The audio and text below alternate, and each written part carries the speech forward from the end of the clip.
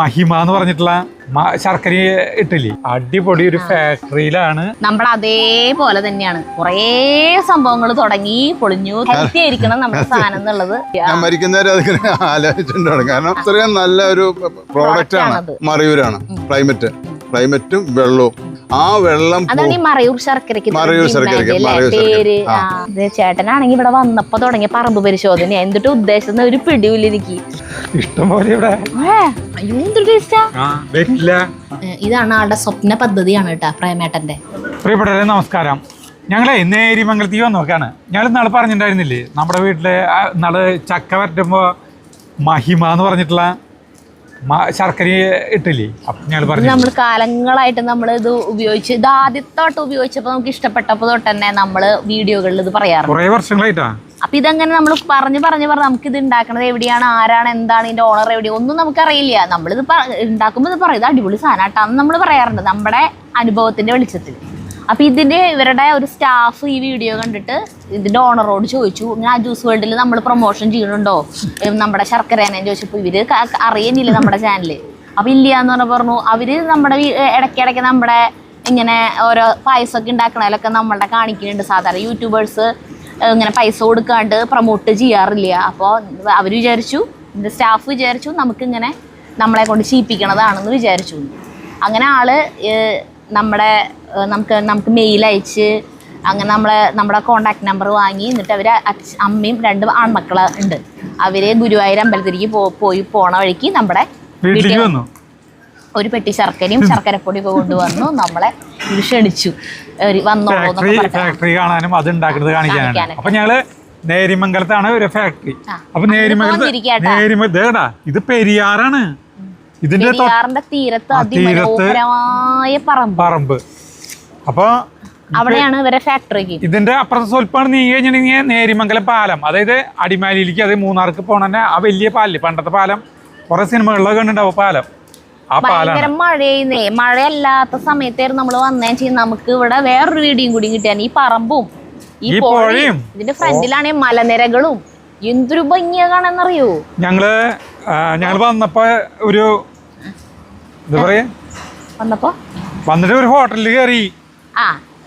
മഴ പെയ്തു വീണ്ടും. ചേടാ നമ്മള് നേരത്തെ ഇൻട്രോ പുഴയുടെ തീരത്തു നിന്നൊക്കെ പക്ഷെ എടുത്തത് മുഴുവനാക്കാൻ പറ്റിയില്ല. അപ്പോഴത്തേക്കും മഴയൊക്കെ വന്ന്. പക്ഷെ ഞങ്ങൾ മഴ വന്നപ്പോൾ ഫാക്ടറിയുടെ ഉള്ളിൽ കയറി ഉള്ളിലത്തെ കാര്യങ്ങളൊക്കെ കണ്ടു. അത് ഷൂട്ടിങ് ഒക്കെ കഴിഞ്ഞിട്ട് പിന്നെ ഞങ്ങളിങ്ങനെ വെറുതെ ഇങ്ങോട്ട് വന്നാട്ടാ റോഡിൻ്റെ അവിടേക്ക്.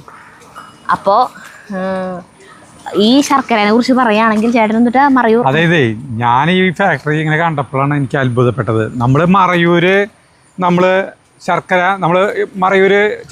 ചന്ദനം കാണാൻ പോയില്ലോ.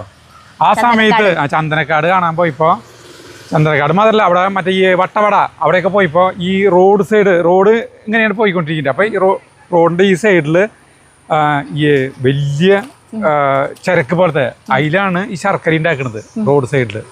അതായത് കരിമ്പിൻ ചണ്ടി അവിടെ പിഴിയണു, മറ്റേ ഇതിലിട്ടിട്ട് അവര് പിഴിയണു. അവിടെ നിന്ന് ഒരു പൈപ്പ് വെച്ചിട്ട് ഇങ്ങനെയുണ്ട് ഒരു വലിയൊരു ഡ്രമ്മില് ഈ ചാറ് ഇങ്ങനെയുണ്ട് വന്നുകൊണ്ടിരിക്കുന്നു. അതിന്റെ മുകളിൽ നിറയെ ഈച്ചകളായിരിക്കും, നിറയെ. ഒരു വൃത്തി കുറവാണ്.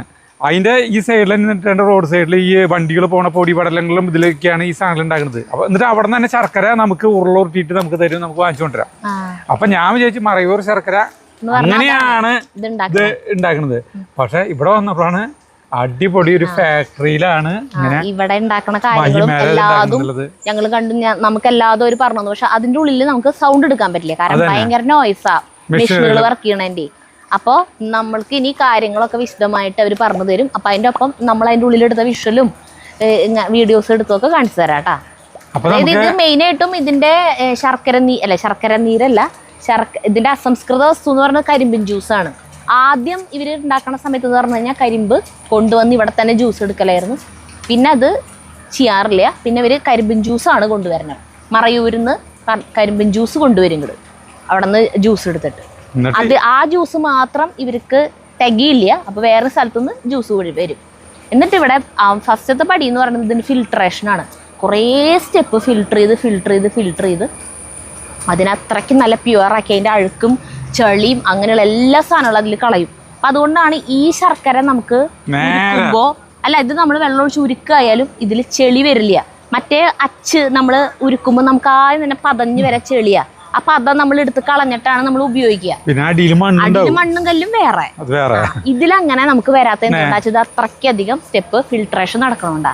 അത് കഴിഞ്ഞിട്ടാണ് പിന്നെ ഇത് ബാക്കി കാര്യങ്ങളൊക്കെ ചെയ്യണം കേട്ടോ. അപ്പോൾ നമുക്ക് നമ്മുടെ ഗോപു ഗൗതം അതാണ് അവർ 2 മക്കളുടെ പേര്. പിന്നെ പ്രേമൻ എന്നാണ് ആ ചേട്ടൻ്റെ പേര്, കമ്പനി തുടങ്ങിയിട്ടുള്ള ചേട്ടൻ, അവരുടെ അച്ഛൻ. പിന്നെ അവരുടെ അമ്മയുടെ പേര് സിന്ധു. കുറേ വർഷങ്ങൾക്ക് മുമ്പ് ഒരു ജ്യൂസ് കമ്പനി ആയിട്ടാണ് ഇത് തുടങ്ങിയിട്ടുള്ളത്, കരിമ്പിൻ ജ്യൂസ്. അപ്പോൾ ഈ കരിമ്പിൻ ജ്യൂസ് എന്ന് പറയുന്നത് പാക്കറ്റിലാക്കിയിട്ട് ഒട്ടും പ്രിസർവേറ്റീവ് ചേർക്കാതെ അത് കേടാവാണ്ടിരിക്കുന്ന ഒരു ടെക്നോളജിയാണ് ആൾ വികസിപ്പിച്ചെടുത്തത് ആദ്യം തന്നെ. ഈ പ്രേമൻ ചേട്ടൻ അതൊക്കെ ആള് പറഞ്ഞു തരും നമുക്ക്. പറഞ്ഞു തരും എന്ന് പറഞ്ഞു കഴിഞ്ഞാൽ ഞങ്ങളൊക്കെ അറിഞ്ഞു, ഞങ്ങളോട് കുറെ സമയം സംസാരിച്ചു, ചരിത്രങ്ങളുണ്ട്. പക്ഷെ ആ പ്രോസസ്സ് എന്ന് പറഞ്ഞാൽ കുറച്ച് ചിലവേറിയതാണ്. അപ്പൊ ഈ ജ്യൂസിന് ഭയങ്കര വിലയുണ്ട്, അതുകൊണ്ട് തന്നെ ആ ബിസിനസ് വിജയിച്ചില്ല. ഞങ്ങൾക്ക് കഥകൾ ഇവരെ കേട്ടിടത്തോളം നമ്മുടെ അതേപോലെ തന്നെയാണ്. കുറേ സംഭവങ്ങൾ തുടങ്ങി പൊളിഞ്ഞു, കാശൊക്കെ കുറെ പോയി അവസാനം ഇപ്പൊ അവർ ഈ മഹിമ ശർക്കരയിൽ വന്ന് നിൽക്കുകയാണ്. അപ്പൊ ഇനി നമുക്ക് അവരെ പരിചയപ്പെടാം, ബാക്കി കാര്യങ്ങളൊക്കെ കാണാം. നമ്മള് ഫാക്ടറി അവിടെയാണ്, പിന്നെ അവരെ വീട്ടിലേക്ക് പോവാണ് കേട്ടോ. ഒരു കോമ്പൗണ്ടിന്റെ ഉള്ളിൽ തന്നെയാണ് ഫാക്ടറിയും വീടൊക്കെ. 3.5 ഏക്കർ സ്ഥലമാണ് ഇവർക്ക് ഈ പെരിയാറിന്റെ തീരത്തുള്ളത്. അപ്പൊ ഇതാണ് അവരുടെ വീട്. ഈ റോഡ് എന്ന് പറഞ്ഞിട്ടുണ്ടെങ്കിൽ ഇടുക്കി കുമളി പോണ റോഡാണിട്ടത്. ഞങ്ങൾ 2ാമത്തെ പ്രാവശ്യം ഇങ്ങോട്ട് വരണത് അറിയോ? ഒരു വട്ടം ഞങ്ങൾ വന്നത് അൺഎക്സ്പെക്റ്റഡ് ആയിട്ട് വന്നതാ. ഞങ്ങൾ മൂന്നാറിലേക്ക് അന്ന് പോയില്ലേ, ആ മൂന്നാറിൽ പോയിട്ട് തിരിച്ചു പോയിട്ട് ഇവിടെ എത്താറ ഇതിൽ കൂടെ പോകുമ്പോൾ ചേട്ടൻ പറഞ്ഞു ഇവിടെ അടുത്താണ് അവരുടെ വീടും തോന്നുന്നുണ്ട്, വെറുതെ ഒന്ന് ഈ വഴിക്ക് ഒന്ന് പോയി നോക്കാന്ന് പറഞ്ഞിട്ട് വന്നു. അങ്ങനെ വന്ന് ഇവിടെ എത്തിയിട്ട് ഇങ്ങോട്ട് നോക്കിയപ്പോൾ അവരെ കാറ് എടുക്കണ്ടായിരുന്നു. ഹാരിയർ. അന്ന് അവര് നമ്മുടെ വീട്ടിലേക്ക് വന്നത് ആ ഹാരിയറിലായിരുന്നു. അതിന്റെ നമ്പറൊക്കെ ചേട്ടന് ഓർമ്മയുണ്ട്. അവർ ചേട്ടൻ അതെ നമ്പറൊക്കെ പറഞ്ഞിട്ട് ഇത് തന്നെയാ വീട് എന്നിട്ട് അങ്ങനെ ഞങ്ങൾ കയറി. ഞങ്ങളെ കണ്ടപ്പോൾ അവർ ഞെട്ടിപ്പോയി. അന്ന് ഞങ്ങൾ വെറുതെ കയറി എന്നിട്ട് അപ്പം തന്നെ പോന്നു കേട്ടാ. അപ്പം ഇപ്പോൾ പിന്നെ വന്നതാണ് വീണ്ടും. പിന്നെ നമുക്ക് അവരെ പരിചയപ്പെടാം. ഇതാണ് നമ്മൾ പറഞ്ഞ പ്രേമൻ ചേട്ടൻ, സിന്ധു ചേച്ചി, ഗൗതം. ചെറിയ 2 കുട്ടികളാണ്, ഗോപു ഗൗതം. അപ്പൊ ഇവരാണ് ഇതിന്റെ എല്ലാം. അപ്പൊ നമുക്ക് പ്രേമൻ ചേട്ടനിൽ നിന്ന് തുടങ്ങാം. ആള് ഏത് വർഷത്തിലാണ് നമ്മുടെ കരിമ്പിൻ ജ്യൂസിന്റെ പരിപാടി തുടങ്ങിയത്? 2000 സ്റ്റാർട്ട് ചെയ്തു. അപ്പൊ ഇട്ട പേരാണ് ഈ മഹിമ എന്നുള്ളത് നമ്മുടെ ഞങ്ങൾക്ക് ഓൾറെഡി ഒരു ബ്രാൻഡ് ഉണ്ടായിരുന്നു, മഹിമ. അത് എണ്ണയായിരുന്നു. അതിൽ നിന്ന് മാറ്റി അപ്പൊ അത് വന്നിട്ട് ഞങ്ങൾ പുതിയൊരു ഇതിലേക്ക് ശർക്കരയിലേക്ക് വന്നപ്പോ ആ ബ്രാൻഡ് ഞങ്ങള് ആ പേര് തന്നെ എടുത്തു, വീണ്ടും എടുത്തു. എന്നിട്ട് കരിമ്പിൻ ജ്യൂസ് സ്റ്റാർട്ട് ചെയ്തിട്ട് ഞങ്ങൾ ശർക്കര സ്റ്റാർട്ട് ചെയ്തതിന് ശേഷമാണ് ജ്യൂസ് സ്റ്റാർട്ട് ചെയ്യണേ. ആദ്യം ഒരു ശർക്കര ഒരു നല്ല രീതിയിൽ ഒക്കെ തുടങ്ങി കഴിഞ്ഞപ്പോ അത് ട്രഡീഷണൽ ആയിട്ടുള്ള രീതിയിൽ അല്ല ഉണ്ടായിട്ട്. അതായത് അപ്പൊ നമുക്കുള്ള പ്രശ്നം വെച്ചാൽ ഇത് പ്രിസർവ് ചെയ്യാൻ പറ്റുന്നില്ല കറക്റ്റ് ആയിട്ട്. അതായത് ഒരാഴ്ച 2 ആഴ്ച കഴിയുമ്പോൾ പൂത്തു പോവും. നമ്മളാണെങ്കിൽ കെമിക്കൽ ഒന്നും ആഡ് ചെയ്യില്ല. അതാണ് ആളുടെ പോളിസി. കെമിക്കൽ ഒന്നും ആഡ് ചെയ്ത് ഇതിനെ നശിപ്പിക്കരുത്. ഹെൽത്തി ആയിരിക്കണം നമ്മുടെ സാധനം എന്നുള്ളത്. അപ്പൊ അങ്ങനെ ആണ് ഇതിന്റെ തുടക്കം കഴിയുമ്പോ ആദ്യത്തെ നമ്മള് ഫെയിലിയറായി പോയെന്ന് വെച്ചാൽ ഈ പ്രൊഡക്ഷൻ വന്നു കഴിയുമ്പോ ഇത് പൂത്തു. അപ്പൊ പിന്നെ ആ കെമിക്കൽ ആഡ് ചെയ്തിട്ട് ഇത് പൂക്കാണ്ടിരിക്കാന്നൊക്കെ പറഞ്ഞ അപ്പൊ നമുക്ക് അത് അംഗീകരിക്കാൻ പറ്റിയില്ല. നമ്മുടെ സ്ഥാനത്ത് നമ്മുടേതായ ഒരു ക്വാളിറ്റി വേണമല്ലോ എന്ന് വെച്ചാൽ. അപ്പൊ അങ്ങനെ നിന്ന് കഴിയുമ്പോഴാണ് ഞങ്ങൾ ഷുഗർ കെയിൻ ജ്യൂസിന്റെ ഒരു ഐഡിയ ആയിട്ട് വരുന്നത്. കാരണം ഷുഗർ കെയിൻ ജ്യൂസിന്റെ ഐഡിയ എന്ന് പറയുമ്പോൾ ഞാൻ ബാബ ആറ്റോമിക് റിസർച്ച് സെന്ററിന്റെ ഒരു ആർട്ടിക്കിൾ വെച്ചു. അവര് പറഞ്ഞ ഈ ഇൻഡ്യൂസ്ഡ് ഈ റേഡിയേഷൻസിനെ ഒക്കെ പ്രൊട്ടക്ട് ചെയ്യാൻ വേണ്ടിയിട്ട് ഷുഗർ കെയിൻ ജ്യൂസ് ഉപയോഗിക്കുമെന്ന് പറഞ്ഞു. അങ്ങനെയാണെങ്കിൽ നമുക്ക് ചെയ്യാൻ പാടില്ല എന്ന് ഓർത്ത് ഞങ്ങൾ നോക്കി. അപ്പൊ അങ്ങനെ നോക്കി കഴിയുമ്പോൾ ക്ലാരിഫൈ ചെയ്യാൻ പറ്റുന്നില്ല. അപ്പോൾ ഫസ്റ്റ് കണ്ടീഷൻസ് പറഞ്ഞ ഷുഗർ കെയിൻ ജ്യൂസിൽ ഒരു കെമിക്കലും ആഡ് ചെയ്യാൻ പാടില്ല, ക്ലാരിഫൈ ചെയ്തെടുക്കുകയും ചെയ്യണം. പിന്നെ അതിൻ്റെ പുറകെ ഒരു ഓട്ടമായിരുന്നു. ആ ഓട്ടത്തിൻ്റെ ഇടയ്ക്കാണ് ഞാൻ നിലനിൽപ്പിൻ്റെ ഭാഗമായിട്ട് ശർക്കരയിലേക്ക് വന്നത്. ശർക്കരയിലേക്ക് വരാനുള്ളതിൻ്റെ ഒരു പ്രധാന കാരണം നിർമ്മലാനന്ദഗിരി മഹാരാജ എന്ന് പറഞ്ഞൊരു വൈദ്യരുണ്ടായിരുന്നു ഒറ്റപ്പാലത്ത്. അദ്ദേഹത്തിൻ്റെ കാണേണ്ട വന്നു. അദ്ദേഹം കണ്ടു കഴിഞ്ഞപ്പോൾ എവിടെ വീടെന്നൊക്കെ ചോദിച്ചാൽ എല്ലാം മനസ്സിലാക്കി കഴിയുമ്പോൾ നിങ്ങൾക്ക് എന്താ തൊഴിലെന്ന് ചോദിച്ചപ്പോൾ അദ്ദേഹം പറഞ്ഞു ഈ സാധനം ഇങ്ങനെ ലിക്വിഡായിട്ട് എനിക്ക് തന്നാൽ ഞാൻ നിങ്ങൾ പറഞ്ഞ വരയ്ക്ക് എടുക്കാമെന്ന് പറഞ്ഞു. അങ്ങനെ ശർക്കര സ്റ്റാർട്ട് ചെയ്യാണ്. അങ്ങനെ തുടങ്ങിയതാ. അങ്ങനെയാണ് തുടക്കം. അപ്പൊ അത് സ്വാമി സമാധി ആവുന്നവരെ ഞങ്ങൾ ചെയ്തുകൊണ്ടിരുന്നത്. ആ സമാധി ആയി കഴിഞ്ഞ് കഴിഞ്ഞപ്പോ പിന്നെ കുറച്ച് ഇഷ്യൂസ്, കാരണം നല്ല റേറ്റ് ഉണ്ടല്ലോ പേയ്മെന്റിന്റെ കാര്യം, അതൊക്കെ അതും കഴിഞ്ഞു. അപ്പൊ ഞങ്ങൾ ആ സ്വാമി ഉള്ളപ്പോൾ തന്നെ ഞങ്ങൾക്ക് ഈ ഷുഗർ കെയിൻ ജ്യൂസ് ഞാൻ ഡെവലപ്പ് ചെയ്തിട്ട് പതുക്കെ എടുത്തിട്ട് സ്വാമിനെ കാണിച്ചു കഴിഞ്ഞപ്പോൾ സ്വാമി ഇത് ഡെവലപ്പ് ചെയ്ത് കഴിഞ്ഞാൽ നിങ്ങൾക്ക് ഭയങ്കര ഒരു ഫ്യൂച്ചർ ഉണ്ടാവും, ആളുകൾക്ക് വലിയൊരു ഗുണമായിരിക്കും. അപ്പൊ അതിന്റെ വേദനയാണ് നിങ്ങൾ ചെയ്തുകൊണ്ടിരുന്നത്. അങ്ങനെ പല സയന്റിസ്റ്റുമായിട്ട് ഇങ്ങനെ സംസാരിച്ച് അവരോരോ കാര്യങ്ങൾ പറഞ്ഞ് അങ്ങനെ ഒരു 3-4 വർഷം കൊണ്ടാണ് ഇത് ഏകദേശം ജ്യൂസ് ഡെവലപ്പ് ചെയ്തു. പിന്നെ പാക്കിങ്ങിന്റെ പ്രശ്നമാണ്. പാക്കിങ് വരുമ്പോൾ പ്രിസർവേറ്റീവ് ഇല്ലാണ്ട് പാക്ക് ചെയ്യാൻ പറ്റുന്നില്ല. അപ്പൊ അങ്ങനത്തെ പ്രശ്നങ്ങൾ വന്നു കഴിഞ്ഞപ്പോൾ നമ്മൾ അത് ഓരോ സ്റ്റെപ്പ് ഇങ്ങനെ അന്വേഷിച്ച് ചെന്ന് അപ്പോൾ അഗ്രികൾച്ചർ യൂണിവേഴ്സിറ്റി ഒക്കെ നമ്മൾ ഒത്തിരി സഹായിച്ചിട്ടുണ്ട്. കേരള അഗ്രികൾച്ചർ യൂണിവേഴ്സിറ്റിയിലെ മണ്ണുത്തിയൊക്കെ അവർ ഒത്തിരി സഹായിച്ചിട്ടുണ്ട്. അപ്പോൾ ഈ കാര്യങ്ങളൊക്കെ കഴിഞ്ഞിട്ട് ഇപ്പോൾ ഫൈനൽ സ്റ്റേജിൽ പാക്ക് ചെയ്യാൻ പാകത്തിനാക്കി നമ്മൾ വെച്ചേക്കാണ്. അപ്പോൾ പാക്ക് ചെയ്യുമ്പോൾ ആ മെഷീൻ ഇപ്പോൾ എൻ്റെ അസെപ്റ്റി പാക്കിങ്ങിൻ്റെ തന്നെ വരുമ്പോൾ ഏകദേശം 24 കോടി രൂപ വരും. അപ്പോൾ അതുകൊണ്ട് ഞാൻ പെൻഡിങ് നിർത്തിയിട്ട് ഞാൻ കോപ്പാക്ക് ചെയ്യാനായിട്ട് ഇപ്പം ആനന്ദ് പാക്കേറ്റ്സ് എന്ന് പറഞ്ഞ തമിഴ്നാട്ടിലൊരു തിരുപ്പൂർ ഒരു കമ്പനി ഉണ്ട്. അവർക്ക് 2 മെഷീൻസ് ഉണ്ട്, അവർ ചെയ്തു തരാമെന്ന് ഏറ്റിട്ടുണ്ട്. അങ്ങനെ 2 മാസത്തിനുള്ളിൽ അതുകൂടി ഞങ്ങളിപ്പോൾ മാർക്കറ്റിലേക്ക് ഇറങ്ങും. ഷുഗർ കെയിൻ ജ്യൂസ് അതിന്റെ ഇടയ്ക്ക് ഡ്രോപ്പ് ചെയ്തിട്ടില്ല. അത് ഒരിക്കലും ഞാൻ ഡ്രോപ്പ് ചെയ്തില്ല. ഞാൻ മരിക്കുന്നവരെ അതിങ്ങനെ ആലോചിച്ചിട്ടുണ്ട്. കാരണം അത്രയും നല്ല ഒരു പ്രോഡക്റ്റാണ്. കാരണം ഇപ്പൊ ഈ ഡോക്ടേഴ്സ് വരെ ഇത് ഡെങ്കിയൊക്കെ വന്നു കഴിഞ്ഞിട്ടുണ്ടെങ്കിൽ കഴിക്കണതാ. ഒരു 2-3 ദിവസം കഴിഞ്ഞാൽ മാറിക്കോളും, കൗണ്ട് കൂടും, അതൊക്കെ അത്ര ഇതിലാണ്. അപ്പൊ അങ്ങനത്തെ ഒരു പ്രോഡക്റ്റ് എന്തുകൊണ്ട് നമ്മൾ ഡ്രോപ്പ് ചെയ്യണം? അപ്പൊ പാക്ക് ചെയ്യാനുള്ള ഒരു സംവിധാനം കിട്ടിക്കഴിഞ്ഞാൽ നമുക്ക് പാക്ക് ചെയ്യും. അപ്പൊ അതിപ്പോ ഏതാണ്ട് ഫൈനലാവുകയും ചെയ്തു. ഷുഗർ കെയിൻ ജ്യൂസ് എന്ന് പറയുന്നത് ആളുടെ ഒരു സ്വപ്നമാണ്. അതിനെ കുറിച്ച് പറയാൻ തുടങ്ങിയ ആള് വാചാലനാവും, ആൾക്ക് നിർത്താൻ പറ്റില്ല. അപ്പൊ എന്തായാലും ആ പ്രോഡക്റ്റ് ഉടനെ വരൂട്ടാ, മാർക്കറ്റിൽ ഇറങ്ങും. അപ്പൊ ഞങ്ങൾ അറിയിച്ചോളൂട്ടാ. തീർച്ചയായിട്ടും. അപ്പൊ ഞങ്ങളത് പറയും, നമ്മുടെ വീട്ടിൽ അറിയണം, നിങ്ങൾ അറിയും, എല്ലാ ജനങ്ങളും സമ്മേളനമൊക്കെ ചെയ്തിട്ട് അത് ആളുകളെ അറിയിച്ചോളൂ. അത്രയും നല്ലൊരു പ്രോഡക്റ്റ് അല്ല. ആൾക്കാരെ അന്വേഷിച്ചു. ഒരു പ്രാവശ്യം ലുലുവിലൊക്കെ ജസ്റ്റ് ട്രയൽ കൊടുത്തിട്ട് കസ്റ്റമർ കെയറിലേക്ക് ആൾക്കാർ കൺസ്യൂമർ വിളിക്കാറുണ്ട്, ഇതെന്തുകൊണ്ട് നിങ്ങൾ നിർത്തി അങ്ങനെയൊക്കെ. അപ്പൊ അത് അങ്ങനെ റേറ്റ് ഉണ്ടാവും അതിനുള്ളതാണ്. റേറ്റ് ഉണ്ടാവും. അപ്പൊ ഈ റേറ്റ് കൂടുതലാവുമ്പോഴാണ് ആളുകൾ ഇത് എങ്ങനെയാ ഇപ്പൊ നമ്മുടെ ഈ ശർക്കരയ്ക്ക് ആയാലും ആളുകൾ ചോദിക്കുന്നത് എന്ത് ഇത്ര റേറ്റ്, ബാക്കി നമ്മൾ വാങ്ങിക്കണം ലോക്കലായിട്ട് വാങ്ങിക്കണം മറ്റേ ശർക്കരയുടെ പോലെയല്ല, ഇതിന് റേറ്റ് കൂടുതലാണല്ലോ. കാരണം എന്താ വെച്ചിട്ടുണ്ടെങ്കിൽ ഇതിന്റെ ഏറ്റവും അസംസ്കൃത വസ്തു എന്ന് പറയുന്നത് കരിമ്പിൻ ജ്യൂസാണ് ഇത് വേണ്ടത്. ഈ കരിമ്പ് തന്നെ നല്ല ക്വാളിറ്റിയുള്ള നല്ല കരിമ്പായാൽ മാത്രമേ ആ കരിമ്പിൻ ജ്യൂസിൽ നിന്ന് എടുക്കുന്ന ശർക്കരയും ക്വാളിറ്റി ഉള്ളതാവുള്ളൂ. ബാക്കി നമ്മൾ ഈ കരിമ്പിൻ ജ്യൂസ് കൊണ്ടുവന്നിട്ട് ബാക്കിയുള്ള പ്രോസസ്സൊക്കെ ഏറ്റവും അടിപൊളിയാക്കിയിട്ട് കാര്യമില്ല. കരിമ്പിൻ ജ്യൂസ് കിട്ടുന്നത് നല്ലതാവണം. അപ്പൊ ഏറ്റവും നല്ല കരിമ്പ് കണ്ടെത്തുക എന്നുള്ളതാണ് ആദ്യത്തെ ടാസ്ക്. അത് വെറൈറ്റി കരിമ്പ് മാത്രം പോരാ, എവിടെ കൃഷി ചെയ്യുന്നു അവർ ഉപയോഗിക്കുന്ന വെള്ളം എന്താ, അവിടെയുള്ള ക്ലൈമറ്റ് എന്താണ്, ഇതിനെയൊക്കെ ഡിപ്പെൻഡ് ചെയ്തിട്ടാണ് ഈ ജ്യൂസിന്റെ ക്വാളിറ്റി ഉണ്ടെങ്കിലാണ് ശർക്കരയ്ക്ക് ക്വാളിറ്റി ആവുള്ളൂ. അപ്പോൾ നമ്മളിപ്പോൾ ഇവിടെ കൊണ്ടുവന്ന ഒരു എവിടെയെങ്കിലും പോയി നല്ലൊരു ക്വാളിറ്റി കരിമ്പ് കൊണ്ടുവന്നിട്ട് എവിടെയെങ്കിലും കൃഷി ചെയ്തിട്ട് കാര്യമില്ല. അവിടെ നമ്മൾ ഉപയോഗിക്കുന്ന വെള്ളം ഏത് സൈസ് വെള്ളമാണ്, ബോർവെല്ലാണോ, ബോർവെല്ലൊന്നും ശരിയാവില്ല, ആ ക്വാളിറ്റി ഉണ്ടാവില്ല. നാച്ചുറൽ ആയിട്ടുള്ള വാട്ടറാണ് അതൊക്കെ പറ്റുള്ളൂ. അപ്പോൾ അങ്ങനെ കിട്ടിയാൽ മാത്രമേ അത് ഇപ്പോൾ നോക്കി ഇപ്പോൾ ഇവിടെ അടുത്തുള്ളവർക്ക് ഏറ്റവും നല്ലത് മറയൂരാണ്. ക്ലൈമറ്റും വെള്ളവും അതെ, ആ വെള്ളം മറയൂർ ശർക്കരയ്ക്ക് ആ സമയത്ത് ഈ വെള്ളം പോകുന്ന സ്ഥലമുണ്ടല്ലോ, ഈ വെള്ളം പോകുന്ന നേരെ അമരാവതിയിലേക്കാണ്. അമരാവതി ആ ഡാമിൽ നിന്ന് പോകുന്ന സ്ഥലങ്ങളുണ്ട്, കുറേ സ്ഥലങ്ങളിൽ വെള്ളം, അവിടെയൊക്കെ നല്ല കരിമ്പാണ്, അതൊക്കെ നല്ല കരിമ്പുണ്ട്. അപ്പൊ കുറെ വർഷമായിട്ട് തുടങ്ങിയ ഫാക്ടറിയാണ്. 10-30 സ്റ്റാഫ് ഉണ്ടെങ്കിലും കണ്ട അച്ഛന്റെ വേഷം നോക്കിയേ, ആള് അവിടെ വർക്കിലായിരുന്നു. അതിന്റെ ഇടയിൽ നിന്നാണ് നമ്മൾ പിടിച്ചുകൊണ്ടുവന്നത് ഇത് പറയാൻ വേണ്ടിട്ട്. അപ്പൊ ആള് വീണ്ടും അവിടേക്ക് തന്നെ പോവാണ് കേട്ടാ. ബാക്കിയുള്ള കാര്യങ്ങളൊക്കെ നമുക്ക് ഗോപും പിന്നെ അതേ അമ്മയ്ക്ക് ഉണ്ട്, അവർ പറഞ്ഞു തരും. അപ്പൊ നമ്മൾ ഫാക്ടറിയുടെ ഉള്ളിൽ കയറിയിട്ട് ഒക്കെ കണ്ടു, ക്ലിപ്പുകളൊക്കെ എടുത്തു എന്ന് പറഞ്ഞില്ലേ. അപ്പൊ അത് അവിടെ നമുക്ക് സംസാരിക്കാനൊന്നും പറ്റിയില്ല. ഞങ്ങൾക്കെല്ലാം ഗോപു പറഞ്ഞു തന്നു കേട്ടാ. ഞങ്ങളതെല്ലാം കണ്ട് മനസ്സിലാക്കി. അപ്പോൾ അത് ഒരു വട്ടം കൂടി ഗോപു പറയും. അപ്പോൾ നമുക്ക് ആ വീഡിയോയും കാണാം അതിൻ്റെ ഒപ്പം. അപ്പോൾ ആദ്യം തന്നെ നമ്മളുടെ റോ മെറ്റീരിയൽ ആയിട്ടുള്ള ഷുഗർ കെയിൻ ജ്യൂസ് വന്നു. അപ്പോൾ ജ്യൂസ് നമ്മൾ അവിടെ നിന്ന് കൊണ്ടുവരുമ്പോൾ തന്നെ ഫിൽറ്റർ ചെയ്തിട്ടാണ് നമ്മൾ ഈ ജ്യൂസ് കൊണ്ടുവരുന്നത്. അത് കഴിഞ്ഞിട്ട് ഇവിടെ നമുക്ക് വേറെ സ്റ്റെപ്പ് ഫിൽട്രേഷൻ ഉണ്ട് നമുക്ക്. അപ്പോൾ ഇതൊക്കെ നമ്മൾ തന്നെ ഡെവലപ്പ് ചെയ്തെടുത്ത മെഷീനും കാര്യങ്ങളും വെച്ചിട്ടാണ് നമ്മളത് ഫിൽറ്റർ ചെയ്തെടുക്കണേ. അപ്പോൾ കല്ല്, മണ്ണ്, ചെളി ഇതൊക്കെ അതിൽ നിന്ന് പോകും. അത് കഴിഞ്ഞിട്ട് നമ്മൾ 2 കണ്ട വലിയ വെസലുണ്ട്, അതിൽ നമ്മൾ സ്റ്റോർ ചെയ്ത് വെക്കും. ഈ സ്റ്റോർ ചെയ്ത് വെക്കുമ്പോൾ തന്നെ നമ്മളൊരു മിനിമം ടെമ്പറേച്ചർ കീപ്പ് ചെയ്യും. അല്ലെങ്കിൽ സംഭവം എന്ന് വെച്ചാൽ പെട്ടെന്ന് കേടായി പോകും. ഈ സംഭവം കുറച്ച് നേരം ഇന്ന് കഴിഞ്ഞാൽ തന്നെ കേടാവും. നമ്മൾ പ്രത്യേക ടെമ്പറേച്ചറിൽ കീപ്പ് ചെയ്ത് വെച്ചുകൊണ്ടിരിക്കും. നമ്മൾ ആ കണ്ട ജ്യൂസ് അതുപോലെ വെച്ചുകൊണ്ടിരിക്കും, ആ 2 വലിയ വെസലിൽ.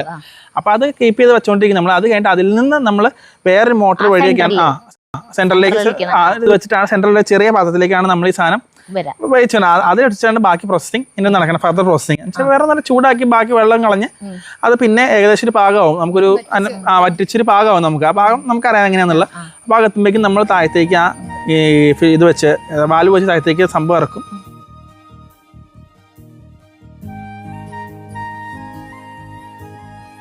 ചില ശർക്കര ഉണ്ടാക്കുന്ന കമ്പനികളിൽ പോകുമ്പോൾ റോ മെറ്റീരിയലിന്റെ സ്ഥാനത്ത് നമുക്ക് പഞ്ചസാര ചാക്കുകൾ കുറെ ഇരിക്കുന്നത് കാണാം. അതായത് പഞ്ചസാര ഇതിലേക്ക് ആ ശർക്കര ചേർത്തിട്ട് ഉണ്ടാക്കുമ്പോൾ നമുക്ക് അതിന്റെ ടേസ്റ്റും അറിയാൻ പറ്റും. ആ ശർക്കരയ്ക്ക് കളറും കുറവായിരിക്കും, പിന്നെ ടേസ്റ്റ് വ്യത്യാസം ശരിക്കും ശർക്കരയുടെ ഒരു മണമായിരിക്കില്ല, പഞ്ചസാരയുടെ ഒരു ഇതായിരിക്കും കൂടുതൽ. അങ്ങനെ കുറെ മായങ്ങൾ ഇതിൽ ഭയങ്കര അൾട്രേഷൻ ശരിക്കും ഈ കുറെ വഴികളോട് ചെയ്യാം. ഞങ്ങളിങ്ങനെ പോയി നടന്നു കഴിഞ്ഞപ്പോൾ കണ്ടൊരു കാഴ്ചയാണ്. അതുകൊണ്ടാണ് ഇവിടെ ഇതിന് റേറ്റ് കൂടണം. നമുക്ക് നമ്മുടെ സാധനത്തിന് അത്രയും എക്സ്പെൻസീവ് ആണ്, നമുക്ക് അതുകൊണ്ടാണ്. അതങ്ങനെ ആ സെൻട്രലിലത്തെ ആ ബസ്സിലേക്ക് ഇട്ടു തിളച്ച് കഴിയുമ്പോൾ ഏകദേശം ശർക്കര പാകമാവും. കഴിയുമ്പോൾ നമ്മൾ താഴത്തേക്ക് പാകം കൂടാനും പാടില്ല, കുറയാനും പാടില്ല. അത് കൂടി കഴിഞ്ഞ് കരിഞ്ഞു പോയി കഴിഞ്ഞാൽ അത് ഉപ്പിന് ഉപയോഗിക്കാൻ പറ്റില്ല. കുറഞ്ഞാലും ശരിയാവില്ല, കുഴഞ്ഞ ശർക്കര ആവില്ല, ചുമ വലിഞ്ഞു പോകുന്നത്. പിന്നെ ഒരു വലിയൊരു ട്രേയിലേക്ക് സംഭവം നമ്മുടെ ഡിഷിലേക്ക് സാധനം വെക്കും.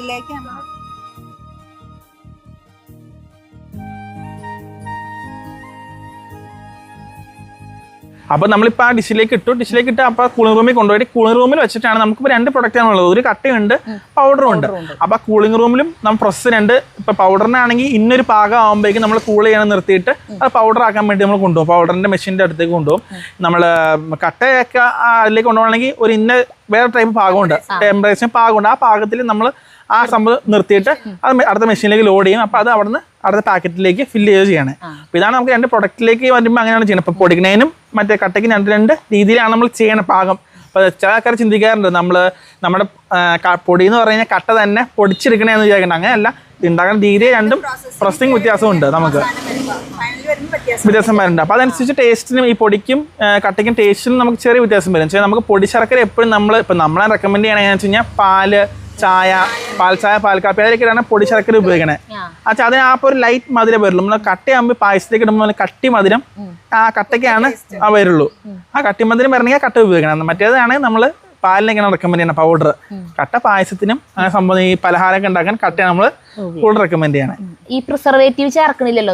ഇല്ല. അപ്പൊ ഇത് ചേർക്കാണ്ട് ഇതിപ്പോ എങ്ങനെയാണ് അപ്പൊ ഇങ്ങനെ ഇരിക്കുന്നത്? നമ്മളിപ്പോ ഇന്നൊരു ടെമ്പറേച്ചറിൽ നമ്മൾ സാധനം നമ്മൾ ആ ഡിഷിലേക്ക് ഇറക്കുന്നു. പിന്നെ പാക്കിങ്ങിന് പ്രത്യേകത, ഇത് എത്ര നേരം കൊണ്ട് പാക്ക് ചെയ്ത് തീരണു, ഇതൊക്കെ ഒരു ഘടകമാണ് അതിന്റെ. അത് കഴിഞ്ഞിട്ട് നമ്മൾ ഈ വേറെ പാക്കറ്റ് ഉണ്ട്, പാക്കറ്റിന് പ്രത്യേകം കുറെ ലെയറുള്ള ടൈപ്പ് പാക്കറ്റ് അത്. അപ്പൊ തന്നെ എന്താണെന്ന് വെച്ചാൽ ഈ സാധനത്തിന്റെ ഉള്ളിൽ ഇരുന്ന് കഴിഞ്ഞാൽ സൺലൈറ്റ് അടിക്കുന്നില്ല, വേറെ പുറത്തുനിന്ന് ടെമ്പറേച്ചർ വ്യത്യാസം ആയിട്ട് വരുന്നില്ല. അതുകൊണ്ട് തന്നെ ഈ സംഭവം കേടാവേണ്ടിരിക്കും. ഇനി ഈ പാക്കറ്റ് പൊട്ടിച്ച് പുറത്ത് വെച്ച് കഴിഞ്ഞാൽ നമ്മളൊരു 3 ദിവസം അല്ലെങ്കിൽ 4 ദിവസത്തിനുള്ളത് കേടായി പോകും, അല്ലെങ്കിൽ അലിഞ്ഞു പോകും, പൂത്ത് പോകും, പ്രശ്നം വരും. അത് ശരിയാ. നമ്മളതിൽ പാക്കറ്റ് പൊട്ടിച്ചെടുത്ത് കഴിഞ്ഞാൽ ബാക്കി നമ്മൾ ഫ്രിഡ്ജിലാണ് വെക്കാറ്.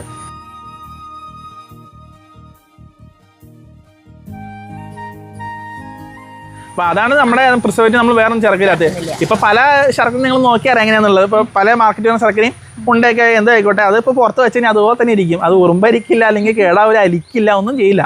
അതിലേക്ക് ഇങ്ങനെ മായം കണ്ടമാനം ചേർക്കൊണ്ടാണ് സാധനം ഇങ്ങനെ ഇരിക്കണേ. നമ്മളത് ഇരിക്കില്ല. പാക്കറ്റ് പൊട്ടിച്ച് അപ്പം തന്നെ നമ്മുടെ കേടായി പോകും.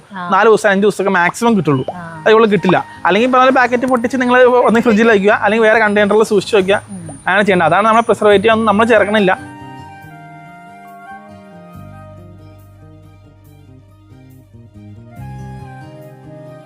അപ്പോൾ നമ്മൾ ഇതിനിപ്പോൾ മെയിനായിട്ട് ഈ ഹീറ്റ് വേണമല്ലോ. നമ്മളിപ്പോൾ സാധാരണ ഇപ്പോൾ നിങ്ങൾ ഉണ്ടാക്കുന്ന ശർക്കരയുടെ സ്ഥലത്ത് പോയി കഴിഞ്ഞാൽ കാണാൻ പറ്റും ഈ കരിമ്പിൻ്റെ തന്നെ റിമൈൻസ് വെച്ചിട്ടാണ് അവരത് തീയായിട്ട് താഴെ കത്തിച്ച് വേറെ ചിലവൊന്നും അവർക്കില്ല.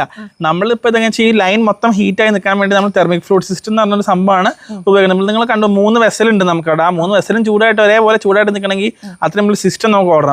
അതിന് വേണ്ടിയിട്ടാണ് നമ്മളിത്തിന് വിറകും സംഭവം വാങ്ങിച്ചു വെച്ചേക്കണം. അപ്പോൾ ആ ഒരു സിസ്റ്റം വർക്ക് ചെയ്യുന്നതാണ് ആ ഇപ്പോൾ കണ്ടുകൊണ്ടിരിക്കുന്നത്. നമുക്ക് ആ തീ ഇട്ട് ഇതിൻ്റെ അടിയിലേക്ക് വിറകിട്ട് കൊടുത്ത് തീ കത്തിച്ച് കഴിഞ്ഞാൽ ഒരു ഓയിൽ ചൂടായിട്ട് അതാണ് സർക്കുലേറ്റ് ചെയ്തുകൊണ്ടിരിക്കുന്നത് വെസലിന്റെ അടിയിൽ കൂടെ. അങ്ങനെയാണ് ഇതിന്റെ ഒരു ചൂട് നമ്മൾ മെയിൻറ്റെയിൻ ചെയ്തുകൊണ്ടിരിക്കുന്നത്. ഈ ചൂട് ഒരു ഇമ്പോർട്ടൻറ്റ് ഫാക്ടറാണ്. ഒരേ ടെമ്പറേച്ചറും അത് കൺസിസ്റ്റന്റ് ആയിട്ട് കിട്ടുകയും ചെയ്യും നമുക്ക്. അതിന് വലിയ വേരിയേഷൻ വരില്ല, ചെറിയ വേരിയേഷൻ മാത്രമേ വരും ടെമ്പറേച്ചറിന്. അതുകൊണ്ട് തന്നെ നമ്മൾ ഉദ്ദേശിക്കുന്ന ടെമ്പറേച്ചർ എപ്പോഴും കറക്റ്റ് ആയിട്ട് കിട്ടിക്കൊണ്ടിരിക്കും. എത്ര മണിക്കൂർ പിടിക്കും ഈ സംഭവം നമുക്ക് അറ്റൻഡ് ചെയ്യുമ്പോൾ നമുക്ക് 8 മണിക്ക് വർക്ക് തുടങ്ങി നമ്മൾ 5 മണിക്കെങ്കിലും ഇത് ആ മെഷീൻ ഓണാക്കി തുടങ്ങണം. ഓണാക്കി കത്തിച്ച് തുടങ്ങിയാലാണ് 2 മണിക്കൂറെങ്കിലും എടുക്കുന്നതിന്റെ നമ്മൾ നമ്മൾ ഉദ്ദേശിക്കുന്ന ടെമ്പറേച്ചർ അറ്റൻഡ് ചെയ്യാൻ അത്ര സമയം എടുക്കുന്നത്. ഇത് നമ്മൾ മറ്റേ ഈ പറഞ്ഞ പോലെ കാറ്ററിംഗുകാർക്കും അങ്ങനത്തെ ആൾക്കാരൊക്കെ ലൂസായിട്ട് നമ്മൾ കൊടുക്കുന്ന സംഭവമാണിത്. ഓർമ്മയുള്ളവർക്കും അങ്ങനത്തെ ആൾക്കാർക്ക് കൊടുക്കണം. ഇതുപോലത്തെ പാക്കിംഗ് അല്ല എന്ന് മാത്രം, ഇതുപോലെ ചെറുതാക്കിട്ടല്ല പൊടി. ഇതാണെങ്കിലും കാറ്ററിംഗുകാർക്ക് പാളെ പൊട്ടിച്ച് ഓരോ പീസുകളോ ചുമ്മാ കട്ട് ചെയ്ത സംഭവം കിട്ടി കഴിഞ്ഞാൽ പൈസായി ഇപ്പൊ പരിപാടി. അപ്പൊ നമ്മള് പാക്കിംഗ് കണ്ടില്ലേ, ഇനി സ്റ്റോക്ക് ചെയ്യുന്ന സ്ഥലത്തേക്കാണ്. അപ്പൊ നമ്മള് വിശാലമായി പറമ്പ്, ജാതിക്ക, എല്ലാ വക സാധനങ്ങളും ഉണ്ട്. കവുങ്ങ്, ജാതിക്ക. പിന്നെ പുഴയുടെ തീരാകുമ്പോ നമുക്ക് അറിയാലോ എങ്ങനെയാവുന്നു. ചൂനിയമുളക് കേട്ടാ, പറമ്പ് ചൂനിയമുളക് ഒറ്റയ്ക്കുണ്ടായിരുന്നു. എരിവാക്കാൻ പോവാണോ? ഇപ്പൊ എരിഞ്ഞാലും അത് മാറ്റാനായിട്ട് ശർക്കര ഉണ്ടല്ലോ വായിലിടാനായിട്ട്. അതല്ല, പെരിയാറിന്റെ തീരത്തുള്ള ചൂനിയമുളകിന് എന്തുമാത്രം എരിവുണ്ടെന്ന് ഞാൻ നോക്കിയതിന്. കാന്താരി മുളകിന് എന്നിട്ട് എരിവുണ്ടില്ലെന്നോണു. എരിവ് അത്യാവശ്യം ഉണ്ട്. നമ്മള് സ്റ്റോക്ക് റൂമിലേക്ക് കിടക്കാൻ പോണേ. എരിവുണ്ട്. നമ്മള് സാധനം അവിടെ ഉണ്ടാക്കിയിട്ട് സ്റ്റോക്ക് ചെയ്യുന്ന റൂമാണ്. ഇതും നീറ്റ്, എല്ലാം നല്ല നീറ്റ് ആൻഡ് ക്ലീൻ ആണ് സ്റ്റോക്ക് ചെയ്യണേ. ഇതൊക്കെ പൊടിയാന്നോ? ഇത് പൊടിയാണ്. മറ്റേ കാറ്ററിംഗുകാർക്കും അപ്പൊ റേറ്റ് കുറവാണ്, മറ്റേക്കാളും റേറ്റ് കുറവാണ്. നമ്മുടെ ബൾക്കായിട്ട് എടുക്കണല്ലേ? 5 കിലോന്റെ പാക്കറ്റ് ആണോ? 10 കിലോന്റെ 10 കിലോന്റെ പാക്കറ്റുകൾ. കൂടുതലും നമുക്ക് കട്ടേനേക്കാളും പൊടിക്കാണോ ചെലവ്? കട്ടനേക്കാളും കൂടുതൽ കാറ്ററിംഗുകാരും അതിൽ വലിയ ബോർമൽ ടീമുകളൊക്കെ ഈ 10 കിലോയുടെ ബാഗ് അവർ കൊണ്ടുപോകും. നേരെ ചേർക്കാലോ അല്ലേ? പാവ് ഉണ്ടാക്കാനോ നിക്കണ്ടല്ലോ. ഒന്നും ചെയ്യണ്ട, അതൊന്നും വേണ്ട. പ്രൊഡക്റ്റ് ഉണ്ടാക്കണം. ഇപ്പൊ ഹലുവ എന്താ ഉണ്ടാക്കാൻ സമയത്ത് ഇട്ടാൽ മതി. ഇട്ടാൽ മതി, അത് അല്ലെങ്കിൽ ചേർന്നോളൂ. പിന്നെ അത് ഇട്ടിട്ട് തിളപ്പിക്കാനൊന്നും നിൽക്കണ്ട. അതെ. ഇവിടെ മൊത്തം എത്ര സ്റ്റാഫ് ഉണ്ട്? ഇവിടെ 25ഓളം 30-അടുത്ത് സ്റ്റാഫ് ഉണ്ട്. അപ്പൊ അവർക്കുള്ള ഭക്ഷണമൊക്കെ ഇവിടെ തന്നെയാണ് തയ്യാറാക്കാട്ടത്. ഉച്ചയായി. അപ്പൊ ഓരോരുത്തരായിട്ട് കഴിച്ചുകൊണ്ടിരിക്കുകയാണ് വന്നിട്ട്.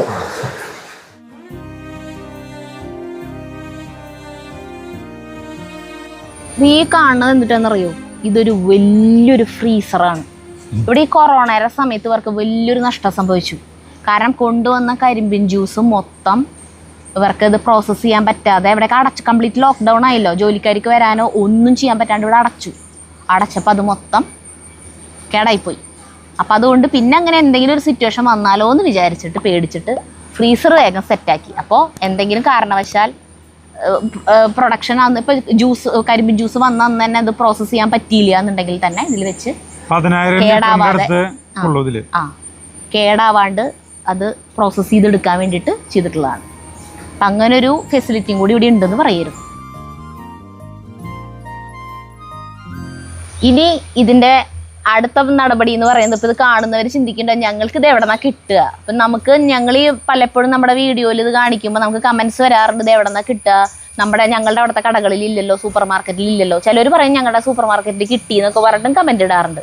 അപ്പം ഇത് എല്ലാ കടകളിലും ഇല്ല എന്നുള്ളതൊരു സത്യം തന്നെയാണ്. കാരണം എന്താ വെച്ചിട്ടുണ്ടെങ്കിൽ നമുക്ക് ഇപ്പം ഈ പറഞ്ഞോടം കൊണ്ട് മനസ്സിലായല്ലോ, ഇത് ഉണ്ടാക്കണ പ്രോസസ്സും കാര്യങ്ങളൊക്കെ ഗുണമേന്മയിൽ ഒരു വിട്ടുവീഴ്ചയും ഇല്ലാതെ ഇത് വരുമ്പോൾ ഇതിനൊരു റേറ്റ് വരും, ഒരു ചിലവ് നമുക്ക് വരും. അപ്പം ആ പൈസ നമുക്ക് എന്താ പറയുക നഷ്ടം വരാത്ത രീതിയിൽ നമുക്കിത് ഒരു കടയിൽ വെക്കണം എന്നുണ്ടെങ്കിൽ ആ എന്താ പറയുക ഈ സാധനത്തിന് മാർക്കറ്റ് എന്താ പറയുക ആൾക്കാരുണ്ടാവണം, ആവശ്യക്കാരുണ്ടാവണം, ഡിമാൻഡ് ഉണ്ടാവണം. യെസ്, അതാണ് വാക്ക്, ഡിമാൻഡ് ഉണ്ടാവണതിൽ. അപ്പോഴാണ് ഇതെന്താണെന്ന് വെച്ചിട്ടുണ്ടെങ്കിൽ നമ്മൾ ഈ പ്രോഡക്റ്റ് ഇത് നമ്മൾ ഒരു കടയിൽ വെക്കാൻ വരുമ്പോൾ അവര് ഭയങ്കര മാർജിനാണ് ചോദിക്കുക. ബ്രാൻഡ് അല്ലാത്തതുകൊണ്ട് തന്നെ നമ്മൾ ഭയങ്കര മാർജിൻ ചോദിക്കുമ്പോൾ നമുക്കത് കൊടുക്കാൻ പറ്റാത്തതിന്റെ കാരണം കൊണ്ടാണ് ഈ പല കടകളിലും ആൾക്കാർ എടുത്തു വെക്കില്ല കടകളിലൊന്നും. അങ്ങനത്തെ ഒരു പ്രശ്നമാണ് ഇപ്പൊ നമ്മൾ ഫേസ് ചെയ്തുകൊണ്ടിരിക്കണം നമുക്ക്. അപ്പൊ ഇവരിനിപ്പോ ഒരു വെബ്സൈറ്റ് ഒക്കെ ക്രിയേറ്റ് ചെയ്യാൻ നോക്കുന്നുണ്ട്. അപ്പൊ ഓൺലൈനായിട്ട് ആളുകൾക്ക് അതിൽ വെബ്സൈറ്റിൽ കയറി വാങ്ങിക്കാമല്ലോ. ഇപ്പൊ ആമസോണിലൊക്കെ വെക്കാൻ വെച്ചാലും അവരും ഭയങ്കര മാർജിനാണ് അവര് പറയണത്. അത്ര പെർസെന്റേജ് മാർജിൻ കൊടുത്തു കഴിഞ്ഞാൽ പിന്നെ നമ്മൾ ഇത് നടത്തിക്കൊണ്ടോണേലും കാര്യമില്ല. അല്ലെങ്കിൽ പിന്നെ ഭയങ്കര MRP കൂട്ടിയിട്ട് അങ്ങനെ ചെയ്യേണ്ടി വരും. അപ്പൊ പിന്നെ കസ്റ്റമേഴ്സിന് അഫോർഡ് ചെയ്യാൻ പറ്റില്ല. അതന്നെ. അപ്പൊ അങ്ങനെ ആയതുകൊണ്ടാണ് കേട്ടോ ഇത് കിട്ടാത്തത്. അപ്പൊ ഇത് അടുത്ത് തന്നെ വെബ്സൈറ്റ് ഒക്കെ വരാൻ വെച്ചിട്ടുണ്ടെങ്കിൽ അത് പറയാം. അതല്ലെങ്കിൽ നിങ്ങൾ നിങ്ങളുടെ കടകളിലൊക്കെ പോയിട്ട് ഇത് എങ്ങനെയാണെന്ന് പറഞ്ഞിട്ട് ചോദിക്കുക. അപ്പൊ അവര് ഡിസ്ട്രിബ്യൂട്ടർമാരെ കോൺടാക്ട് ചെയ്യുക, അല്ലെങ്കിൽ ഇവരെ കോൺടാക്ട് ചെയ്തിട്ട് അതോടെ വെക്കാൻ പറയും. അപ്പൊ അവർക്ക് വെക്കാൻ പറ്റും. അതതിന് നിവർത്തിയുള്ളൂ. നമ്മുടെ അവിടെ കിട്ടൂട്ടാ, നമ്മുടെ അവിടെ കല്യാണിലും എല്ലാം. തൃശ്ശൂർ ഭാഗത്തൊക്കെ പിന്നെയും കുറെ ഉണ്ട്. അതിന് ഞങ്ങള് വീഡിയോയിൽ പറഞ്ഞിട്ടാണോന്ന് അറിയില്ല, ആളുകൾ ചോദിച്ചു വരുന്നുണ്ട്. അതുകൊണ്ട് അവിടുത്തെ കടകളിലൊക്കെ ഇപ്പൊ ആയി തുടങ്ങി. അങ്ങനെ അപ്പൊ ഇനി ഞാൻ ചേട്ടനാണെങ്കിൽ ഇവിടെ വന്നപ്പോ തുടങ്ങിയ പറമ്പ് പരിശോധന എന്തിട്ട് ഉദ്ദേശിക്കുന്ന ഒരു പിടിയില്ല എനിക്ക്. കുറെ വട്ടം വീഡിയോയിൽ വരാൻ പറഞ്ഞിട്ട് ആള് വരുന്നില്ല. എന്തിട്ടാണ് സംഭവം? എന്തിട്ടേക്ക് പറക്കി തിന്നണേ. റംബുട്ടാൻ കിട്ടി അതിന്റെ ഇടയില്.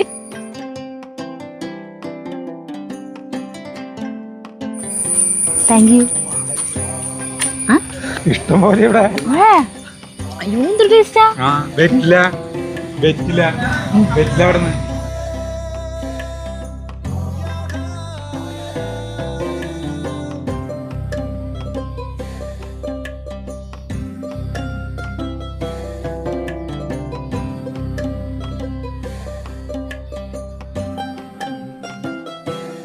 പറമ്പ് മൊത്തം വെളുപ്പിച്ചിട്ടേ ചേട്ടൻ പോകൂ.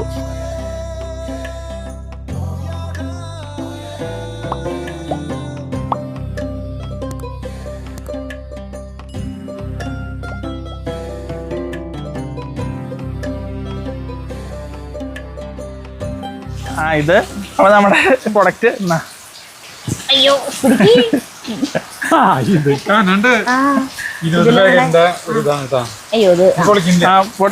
വന്നിട്ട് കാണിച്ചു തരാം.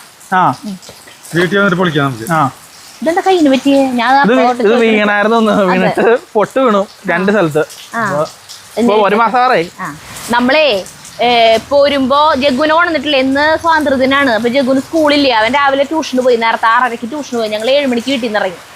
അപ്പൊ നമ്മൾ അല്ല ചേട്ടൻ്റെ അവിടെ നിന്ന് കയറിയിട്ട് ജഗ്ഗു ട്യൂഷൻ കഴിഞ്ഞിട്ട് വരും. അപ്പോൾ ഞങ്ങളിനി വരെ അവൻ അവിടെ ഇരിക്കും, അല്ല ചേട്ടൻ അവിടെ ഇരിക്കും. അപ്പോൾ ഇവിടേക്ക് അവൻ വരുട്ടാന്ന് പറയാൻ വേണ്ടിയിട്ട് ഞാൻ വെറുതെ കയറി. അപ്പൊ കയറിയപ്പോൾ അല്ല ചേട്ടൻ മഹിമേര എവിടേക്കാ ഇന്നത്തെ ഷൂട്ട് എന്ന് ചോദിച്ചപ്പോൾ ഇവിടേക്കാണെന്ന് പറഞ്ഞ വശം ആൾ ഓടി വന്നിട്ട് ഞാൻ ചേച്ചിയോടെ സംസാരിക്കണം. അപ്പൊ ആൾ ഉള്ളിൽ നിന്നിട്ട് ഇത് കേട്ടു. പണിക്ക് പോകാൻ വേണ്ടിയിട്ട് ഡ്രസ്സ് മാറുക. അതിൻ്റെ ഇടയിൽ അതും ഇവിടെ ഓടിയിട്ട് പറഞ്ഞു ശർക്കര വാങ്ങിച്ചോളട്ടെ അവിടെ നിന്ന് എന്ന് പറഞ്ഞിട്ടാണ് ഓടി വന്നത്. അപ്പൊ ദേ ശർക്കര ഇഷ്ടം പോലെ ഉണ്ട്. അതിന് ചേട്ടനും ചെറിയേട്ടനും എല്ലാവർക്കും കൊടുക്കാൻ നമുക്ക്. മഴ തന്നെയാണ് വീണ്ടും. ഞങ്ങളിനി പോവാണ്, യാത്രയിൽ പോവാണ്. അപ്പൊ ഞങ്ങളിനി ഇവിടെ നിന്ന് ഇറങ്ങുകയാണ്. ചേട്ടന് ഭയങ്കര വിഷമം മഴ ദിവസം വന്നത് കാരണം. ചേട്ടൻ ഈ പറമ്പ് എക്സ്പ്ലോർ ചെയ്യാൻ പറ്റിയില്ല. ഈ ഗംഭീരമായൊരു പറമ്പായിരുന്നു. പറമ്പെന്ന് പറഞ്ഞാൽ എനിക്ക് അയ്യോ പറയാൻ പറ്റില്ല. ഞാൻ എത്ര വട്ടം അവരായിട്ട് സംസാരിക്കാൻ നിൽക്കണ ഇടയിൽ വിളിക്കുമ്പോഴൊന്നും വരുന്നില്ല. ആളിങ്ങനെ ഈ പറമ്പ് ചുറ്റി കിടക്കുക. ഞാൻ ചേച്ചി ഈ പറമ്പൊക്കെ വാങ്ങിക്കാൻ വരുന്നവരിങ്ങനെ നോക്കി കിടക്കില്ല. അതുപോലെയാ ഈ പറമ്പ് വാങ്ങിക്കാൻ വല്ല ഉദ്ദേശം ഉണ്ടോ എന്ന് ചോദിച്ചു ഞാൻ. അപ്പോൾ അങ്ങനെ നടന്നാണ് റംബുട്ടാൻ്റെ അടുത്ത് എത്തിയപ്പോൾ റംബുട്ടാൻ കുറേ കിട്ടി. ഇനി ഇതുപോലെ നടന്നെങ്കിൽ എന്തെല്ലാം സാധനങ്ങൾ കിട്ടിയാനെ. ഫലമൂല വൃക്ഷാദികളെ കൊണ്ട് സമൃദ്ധമാണ് ഈ 3.5 ഏക്കർ സ്ഥലം. മഞ്ഞ. പിന്നെ ഇവര് വേനൽക്കാലമായി കഴിഞ്ഞ് ഇവിടെയൊക്കെ നിറച്ച് കൃഷി ചെയ്യുന്നു. കുറെ കാബേജ്, കോളിഫ്ലവർ എല്ലാ സാധനവും കൃഷി ചെയ്യും. അവർ അമ്മയില്ലേ സിന്ധു ചേച്ചി. നമുക്ക് പോവാ അല്ലേ? നമുക്ക് പോവാം. മഴയായിട്ടാ. അപ്പൊ ഞങ്ങൾ പോട്ടെ. ഒരു റംബുട്ടാൻ കൂടി പൊട്ടിച്ച് പോണ. ഞങ്ങൾ യാത്രയൊക്കെ പറഞ്ഞുവിടുന്ന് ഇറങ്ങിയതാണ്. നമ്മുടെ വീഡിയോൻ്റെ എൻഡൊക്കെ കണ്ടല്ലോ. അത് കഴിഞ്ഞിട്ട് ഞാൻ ഡ്രസ്സ് മാറാൻ വേണ്ടിയിട്ട് ഇവിടെ കയറി. ഇനി കുറേ യാത്ര ചെയ്യല്ല. അപ്പോൾ ആ ഡ്രസ്സ് മാറിയിട്ട് വേറെ എടുത്തിട്ടു. അപ്പോഴാണ് നമ്മുടെ സിന്ധു ചേച്ചി നമ്മുടെ ഇവിടുത്തെ അച്ഛൻ പറഞ്ഞിട്ടുള്ള കരിമ്പിൻ ജ്യൂസ് ഉണ്ടല്ലോ, അത് കുടിച്ചിട്ട് അയ്യോ അത് നിങ്ങൾക്ക് തരാൻ പറഞ്ഞു, അത് കുടിച്ചിട്ട് പോയാൽ മതി എന്ന് പറഞ്ഞിട്ട് ഞങ്ങൾ ഇവിടെ ഇരുന്നാ. അപ്പോൾ ഇത് കൊണ്ടുവന്ന് വെച്ചതിൻ്റെ കാര്യങ്ങളൊക്കെ പറഞ്ഞപ്പോൾ നമുക്ക് തോന്നി അതും കൂടി ഒന്ന് വീഡിയോയിൽ നിങ്ങളെ ഒന്ന് അറിയിക്കണം എന്ന് തോന്നിയിട്ട്. അതുകൊണ്ടാണ് ഈ ക്ലിപ്പ് ഇപ്പം എടുക്കണം കേട്ടാ. അപ്പൊ ഇതാണ് ഈ പറഞ്ഞ കരിമ്പിൻ ജ്യൂസ്. ഒറിജിനൽ ഒരു പ്രിസർവേറ്റീവ് പോലും ചേർക്കാണ്ട്. ഇത് തണുപ്പുണ്ട്, ഫ്രിഡ്ജിൽ വെക്കണം, അല്ലെങ്കിൽ ഇത് കേടാവും. ഇതാണ് കരിമ്പിൻ ജ്യൂസ്. ഈ സാധനം നമുക്ക് വീട്ടിലുണ്ടെങ്കിലില്ലേ, ഇപ്പം ഇതുകൊണ്ട് ഉണ്ടാക്കിയിട്ടുള്ള മാംഗോ ജ്യൂസും ഗുവാവ ജ്യൂസാണിത്. അതായത് മാമ്പഴം ഉള്ള സമയത്ത് മാമ്പഴം നമ്മുടെ പറമ്പിൽ നിന്ന് കിട്ടുന്ന സമയത്ത് അതിൻ്റെ പൾപ്പ് എടുത്തിട്ട് ഇത് മിക്സിയിലടിച്ച് ഫ്രിഡ്ജിൽ വയ്ക്കും. എന്നിട്ട് ഈ കരിമ്പിൻ ജ്യൂസും പകുതി എടുത്തിട്ട് പകുതി മാംഗോയുടെ പൾപ്പും കൂടി മിക്സ് ചെയ്തതാണ് ഇത്. അപ്പോൾ ശരിക്ക് മാംഗോ ജ്യൂസ് പോലെ ആവുന്നതാണ് പറയണത്. ഞങ്ങൾ കുടിച്ചു നോക്കിയിട്ടില്ല ചേട്ടാ. അതേപോലെ തന്നെയാണ് പേരക്കായടി. അപ്പോൾ അത് കുടിച്ചു നോക്കി ചേട്ടാ. ശരിക്കും തേൻ പോലെ അല്ലേ?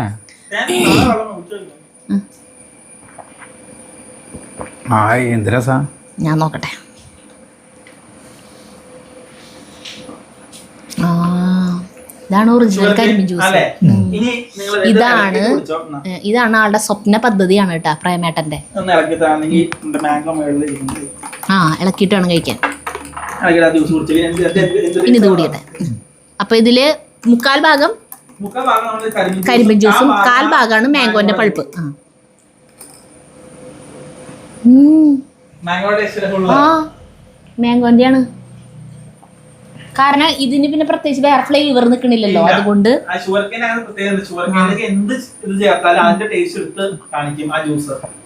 ഷുഗർ ആഡ് ചെയ്യണ്ട, മധുരമൊന്നും എക്സ്ട്രാ ആഡ് ചെയ്യേണ്ട ഒരു ആവശ്യമില്ല നമുക്ക്. ഞാനിത് നോക്കട്ടെ, ഇത് നോക്കട്ടെ. ഗുവാവ നോക്കട്ടെ.